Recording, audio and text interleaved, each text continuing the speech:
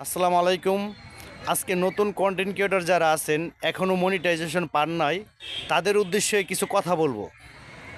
আপনারা সবসময় নতুন যারা আছেন মনিটাইজেশন এখনও পান নাই, সবসময় চেষ্টা করবেন লং ভিডিওগুলো আপলোড করার জন্য এবং সবসময় চেষ্টা করবেন মানসম্মত কন্টেন্ট দেওয়ার জন্য।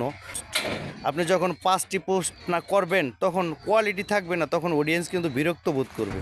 আর যখন আপনি প্রতিদিন নির্দিষ্ট সময় করে ভালো কিছু কন্টেন্ট দিতে পারবেন, 2টা হোক 3টা হোক, এগুলা কিন্তু অডিয়েন্স দেখবে, পছন্দ করবে। অডিয়েন্সের যখন পছন্দ হবে তখন কিন্তু আপনি সাকসেস। ফেসবুকে কাজ করতে হলে আপনার অডিয়েন্সকে খুশি রাখতে হবে। আপনার অডিয়েন্স আপনার কথা এবং ভিডিওতে কোনো কিছু শিখতে পারবে, বুঝতে পারবে। এরকম ভিডিও যখন দিবেন তখন অডিয়েন্স কিন্তু আপনার ভিডিওটা দেখবে, ধাক্কা দিবে না।